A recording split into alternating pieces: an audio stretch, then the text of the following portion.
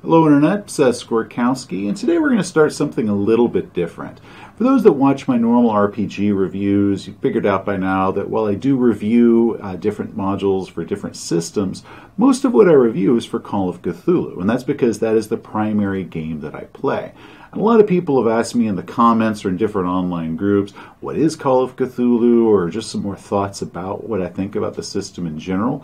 And I started putting together a review some months ago, but it became too much, just too big to put in a single video, which is a problem when you're really impassioned about something. So finally, what I decided to do is something different than my normal reviews. Instead of doing a single video, I'll be doing this as a series, just over the game system itself, but also my interpretations of it, my own style, my own preferences, that sort of thing. This video will just be the introduction and the overview for Call of Cthulhu, and later videos are going to go into character creation, combat, sanity, and all that other fun stuff like that. I will not be doing these back to back. I'll be posting stuff in between, so this project is going to take me a little while. So, clumsy introduction out of the way, let's talk about Call of Cthulhu. Starting with, what is Call of Cthulhu? Well, Call of Cthulhu is a tabletop role-playing game created by Sandy Peterson, originally published in 1981. Call of Cthulhu is one of the oldest tabletop RPGs still in print, especially one by the original publisher. Currently, it's in its 7th edition. Because that is the current edition and also my favorite, I'm only going to discuss 7th edition. I will touch a little bit on the other editions, but this review is primarily going to be for just 7th edition Call of Cthulhu. The foundation themes for the game are horror and investigation, and it's set in the world of horror and pulp author H.P. Lovecraft. For the most part, it takes place on Earth, and the only race that players can play is the human race. Because most people are familiar with D&D, because it's the most popular system out there, and I myself am among the millions of other tabletop gamers that cut our teeth on D&D, I'm going to use a lot of Dungeons & Dragons for comparison with this. D&D's foundation is based on combat and adventure, meaning that while it has evolved to other things, the root, which it's all based on, is killing bad guys and having adventures, such as swinging over pit traps and that sort of thing. Now that's just an inherent part of that game, so even if a group or a particular setting isn't really focused on those two aspects, the game mechanics are designed to go that direction. PCs and Dungeons & Dragons evolve into these superhuman mythological figures like demigods with great powers and abilities far beyond those of normal people. Call of Cthulhu characters, which are referred to as investigators, are not that way. They're usually normal people that, while yes, may gain some spells and powers, they're nothing at all like the reality-bending superpowers that are regularly wielded by D&D characters. One big reason for that difference comes down to the core mechanics being so different. Dungeons & Dragons is a class-based or a level-based system, meaning that characters belong to classes such as Barbarian or Paladin or Warlock. As they gain experience points, usually through combat, they break level thresholds, each level bestowing more powers and abilities, skill improvements, and hit points. Call of Cthulhu has no levels. It's a skill-based game where individual skills improve as those individual skills are used. Instead of classes, there are professional occupations, such as author, and truck driver, and cop, actor, anything at all. It's just a lot like real life. In Call of Cthulhu, nothing stops anyone from learning any skill at all and excelling at it. There's no, well, you can't pick locks because you have to convert to a rogue class first, or any of that. No, any character can just decide at any time that they want to start picking locks, and as they use that lockpick skill more and more, their ability to pick locks becomes better and better, and it works that way with any skill throughout the game. Also, because there are no character levels, that means that there's no additional hit points that Call of Cthulhu characters will ever gain. Call of Cthulhu characters might increase their skills and gain all sorts of cool equipment, but their mortality doesn't change at all. A novice character is just as susceptible to death as a veteran character when it comes to claws and knives and bullets, maybe killing them outright in a single shot. Again, this is a lot like real life. World War II hero Audie Murphy, who earned just about every medal that could be thrown at him, was no more impervious to damage than a freshly recruited soldier. He didn't end the war being able to take a tank shot to the chest and just shrug it off because he had more hit points than everyone else. Though, admittedly, that would be pretty cool. So what is Call of Cthulhu? Call of Cthulhu is about the characters discovering hidden and horrible truths about our world. Dark cults, monsters, forbidden knowledge, and unspeakable alien gods. The PCs will try to not only uncover these dark truths, but will fight to thwart and possibly stop them, at not only great risk to their lives, but to their sanity as well. Many characters will go mad, gaining phobias and changes to their personality as their sanity is put to the test. It's a very role-play heavy game with extreme emphasis on character personality. It's a game about horror and discovery. The game master in Call of Cthulhu is called the Keeper of Arcane Lore, or just Keeper for short. The most popular setting for Call of Cthulhu is the 1920s. That's when Lovecraft was writing his stories, and that's when most of the stories took place. However, there's many other time periods in which Call of Cthulhu can take place. We have Cthulhu Invictus, which is Roman era, and then there's Dark Ages, French Revolution, the Wild West, Victorian England, like Jack the Ripper or Penny Dreadful, and then there's modern day, like Supernatural or The X-Files.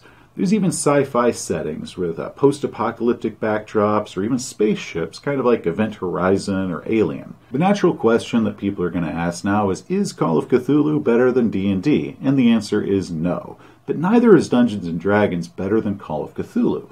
Both systems are very different in their theme and objective, and both systems are absolutely wonderful at what it is they're trying to do. I love both of them, but Call of Cthulhu is just my preferred game. To me, it feels more realistic. It's more story-based and more adult. And I'm not saying that D&D is childish or anything. I'm saying that Call of Cthulhu is more directed at a mature audience. There are actual books out there, such as The Things We Leave Behind, that have warnings, necessary warnings that aren't just window dressing, that say that they're for mature audiences only, because these games can get extremely dark. And the game doesn't have things like alignment that define and limit a character's personality. It's just pure roleplay. Another common question is, must I have read Lovecraft in order to play Call of Cthulhu? No. It does greatly help if you have read Lovecraft, but personally, I find reading Lovecraft to be very difficult to do. He uses a very antiquated writing style that even at the time that he wrote it was considered antiquated, and I really didn't get into Lovecraft until very late in life. My big opening to him was with the Call of Cthulhu movie that was put out by the H.P. Lovecraft Historical Society. They used to have it on Netflix streaming, but not anymore. I highly recommend you watch it if you can find it. The other ways to enjoy Lovecraft, if reading him is a little difficult for you to do, is for you to check out the audiobooks. The stories are all now public domain, so you can find free LibriVox recordings out there. There's also a lot of different audio versions, including radio plays. My personal favorite are the ones that were done by BBC Radio for The Shadow over Innsmouth and At the Mountains of Madness. Now, to separate this game from just being about Lovecraft, if you want to know what Call of Cthulhu is like, just watch The Thing, The Ninth Gate, and In the Mouth of Madness. And those are pretty much what Call of Cthulhu is like. What do I need to play Call of Cthulhu? All you really need to have is the Keeper's Guide. It has all the rules that you need to play. There's also the Investigator's Handbook, which is the player's guide with expanded info on character creation and equipment. I love this book, but it is not essential. One small issue that I have with the Investigator's Handbook is that it lacks any rules dealing with combat or sanity. The idea is that those are things that only the Keeper needs to know, so they only put them in the Keeper Guide. However, I personally prefer that my players have access to that information too, because my own personal introduction to tabletop gaming included that all the players had full access to all the books. I personally have zero problem, and I even encourage that my players read the Keeper Guide and see what all's in there. And as long as they don't read the adventures that are in the back, I don't feel that it's going to spoil anything if they know what's inside the Keeper Guide. Now, on the subject of spoilers, I've seen some keepers that try to discourage their players from reading Lovecraft, and I don't agree with that at all. I feel that the players should read Lovecraft in order to have a full understanding of what the game is trying to do. Also, the stories are almost 100 years old at this point, and they've infiltrated our pop culture very deeply, and it's kind of hard for them to actually avoid the stories. It's like running a Middle-earth game and saying, okay, now whatever you do, don't read Tolkien or watch any of the movies. Screw that. Our enjoyment of these worlds is why we want to play inside those worlds, so let your players read all the Lovecraft they want. It's not going to ruin anything. There's also the Keeper's Screen Pack, and it is really cool and comes with a pair of nice adventures. I do strongly recommend it. After that, you just need a standard set of RPG dice. The game uses percentage dice more than it does die 20 because all of the skills and the abilities are done on a 1 to 100 scale, so make sure you've got plenty of percentage dice when you play. One thing that I absolutely love about 7th edition Call of Cthulhu is that it is backwards compatible with all of the previous editions.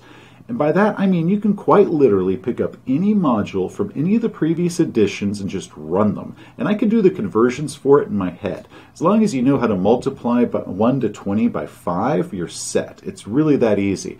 And what this means is that the entire back catalog, over 35 years worth of scenarios, is fully playable and good today. And that is incredible. When we played 5th edition Dungeons & Dragons, I converted the AD&D module Secret of Bone Hill, and that was a monumental chore, and it still wasn't 100% perfect because of how creatures and items had changed over the course of the different editions. It was a lot of fun, but it was also a ton of work for me to convert it. Call of Cthulhu, I can just grab an old module and run it without having to write down a single note for conversions, and that is truly remarkable. Also, buying the physical books on the Chaosium website, you get the PDF for free, which is awesome. So if you're going to buy the books, go to the Chaosium website to get the physical versions and get the PDF for free while you're there. But before you take that financial plunge, you can download the Quick Start Rules PDF for free, which includes the classic scenario, The Haunting. Links below for all that fun stuff. Now, I do want to address a few common myths about Call of Cthulhu. When I first discovered the game and I became interested in it, I did what a lot of people do, and I went online to different online groups and I asked them what Call of Cthulhu was about, what it was like, and that sort of thing. And there were 3 truths about Call of Cthulhu that I encountered. That there is no combat in Call of Cthulhu. That each session should end with all of the characters either dead or permanently insane, and that all Call of Cthulhu adventures must be Lovecraftian, i.e. using the Lovecraft mythos or just being like a Lovecraft story. And it wasn't just 1 or 2 people that were telling me this, it was an overwhelming majority of the people that I talked to. So much so that my reaction was, well, screw that. This game sounds boring and awful because I personally like combat, and I want my players to keep and become attached to their characters, not have to roll up a new character every single session, and only playing Lovecraft mythos sounds terribly, terribly limiting and extremely boring after a while, so I didn't pick up Call of Cthulhu. I did my own game for a year, and then with my own rules, which is mostly cyberpunk converted to 1920s, and then 5th edition D&D came out, and I played that for a year. However, I had subscribed to the Chaosium newsletter when I had been originally interested in it, and as they drew closer and closer to the release of 7th edition, I started getting emails, which included art. And I've always said that I'm a huge sucker for good art, and their art was really good. So my interest peaked, I started digging a little bit deeper. I finally bought the Keeper's Guide the day the PDF came out for 7th edition, and I started reading that and reading over other material, and I realized that everything that people had told me about Call of Cthulhu was a complete lie. So let's break these down. Myth number 1, there is no combat. There is less combat in Call of Cthulhu than D&D. This is true. D&D, as I said, has its foundation in combat. However, there is a drastic difference between D&D levels of combat and no combat at all. And I've mentioned before that Call of Cthulhu characters have very few hit points. Death is extremely easy to do in this game, and playing Call of Cthulhu like you are playing D&D with that much combat will quickly end in disaster and a total party kill. However, combat is still a very big part of the game. It's a huge part of the game. There are pages and pages dedicated to weapons and fighting maneuvers and everything violent. There's even a whole section that's dedicated to the rules for chases, which I love. Chases are like the little brother or sister to combat. In a good horror game where retreat is often the best idea, Call of Cthulhu makes chases dynamic and exciting. This myth that there is no combat at all in Call of Cthulhu is so prevalent that I've had people mention in different Facebook groups or Reddit or even on my own videos that all of the combat that's in the modules is only something that 7th edition has only recently started adding, and that pure, original Call of Cthulhu was just still pure investigation without any combat at all. And to those people with your flawed selective memories, I suggest that you check out 1983's Asylum and Other Tales, which includes the adventure Black Devil Mountain, and 1984's Curse of the Chthonians, which includes the adventure Thought's Dagger.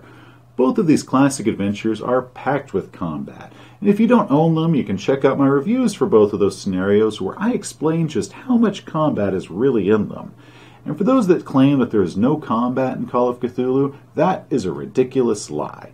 Myth number 2, no survivors, meaning that all characters should die or be insane by the end of the adventure. Now this one is just silly. Do you realize how many modules and scenarios begin by saying they should be for experienced investigators or might be sequels to other adventures that were already printed? Hell, 1989's Great Old Ones is a collection of 6 adventures that can be played independently or in order to make it a campaign. So obviously it's expecting that the characters live long enough to go from adventure to adventure to adventure to enjoy the entire thing. Why would the rulebook then give detailed explanations on how to recover sanity or how to improve skills over time if the game was created to render the PCs dead or unplayable at the end of every single adventure? It's a silly claim that's also infuriatingly common. For me, I want my PCs to live. Sure, yeah, some of them are going to die from time to time. That's no big deal. But overall, I want my players to become attached to their characters. I want to watch them grow and improve and change. Many eventually, succumbing to this gradual chipping away to their sanity that comes from over time of playing as the campaign progresses on and on. That to me is a much better story and way more fun than having your players, come up with a new PC every single session. And they're never going to get attached to them, so they play the characters like they're disposable. And that's not just me that thinks that way. The game was designed that way and has always been that way. Hence my reason for only using examples from 1980s adventures, but to show that, yeah, it's always been that way. Now for one-shots, Call of Cthulhu is perfect. And with those, yeah, they can be completely disposable characters that have short lifespans, but it's also a regular role-playing game just like D&D is, and PCs don't always have to die and shouldn't have to die every single session because that is not the game's intention. Myth number 3. All Lovecraft, all the time. This one I find amazing on a few different levels. Perpetuators of this myth claim that the games must either incorporate the mythos of Lovecraft's universe or play just like a Lovecraft story for every session, preferably both of them for every single session. Other than the fact that it sounds incredibly boring and limited to only be Lovecraft, there are a few flaws with this myth. Number 1, Call of Cthulhu is about the Lovecraft universe more than being about Lovecraft exclusively. And what this means is that Lovecraft's universe with the mythos was written by more than just Lovecraft.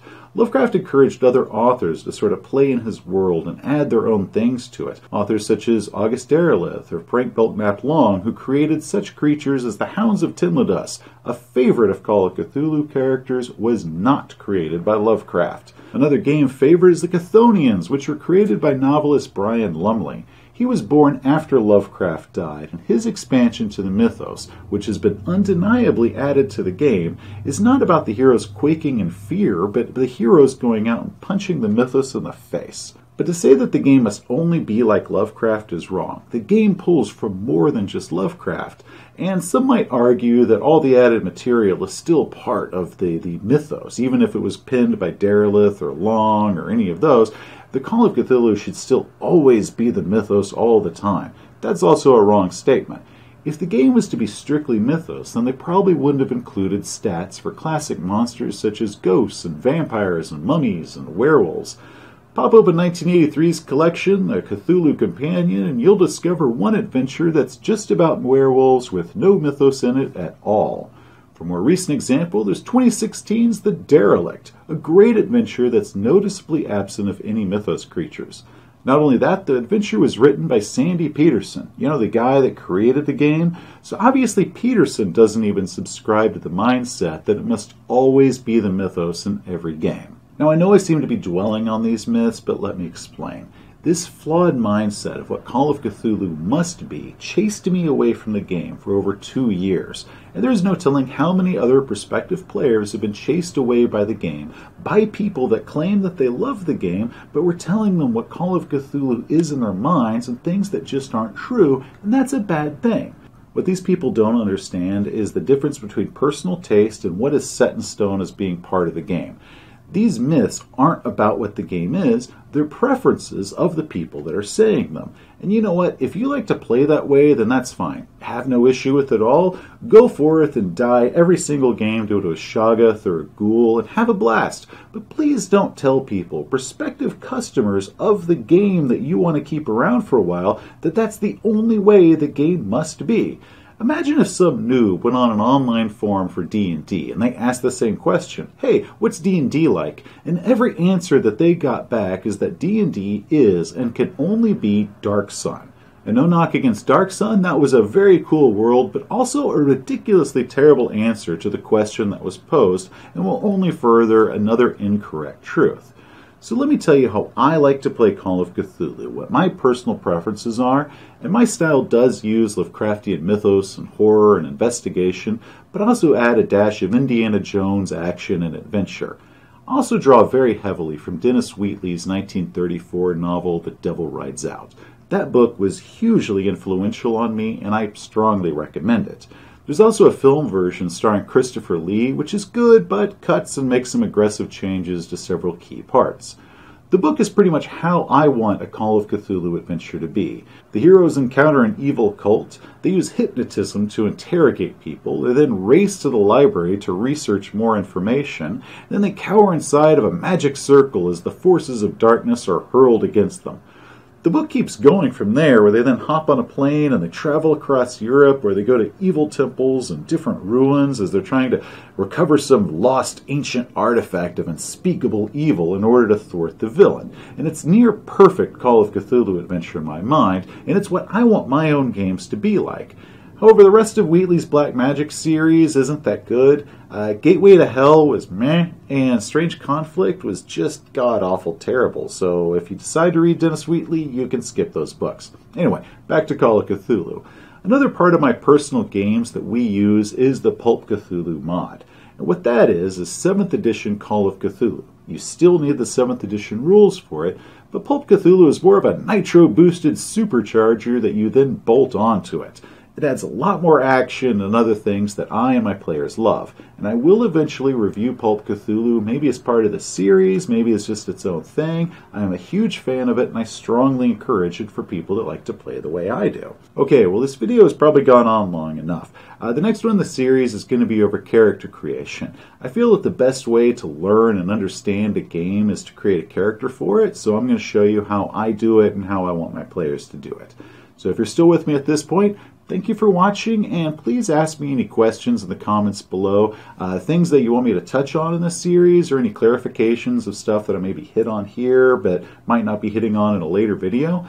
And of course, if you haven't already, please like and subscribe. Those things not only boost my signal, but also make me feel pretty happy. Another way to see how I like to play the game is if you check out any of my module reviews. They'll give you a good idea of what Call of Cthulhu is about and how I like to personally run it. Anyway, till next time, players, have a great day.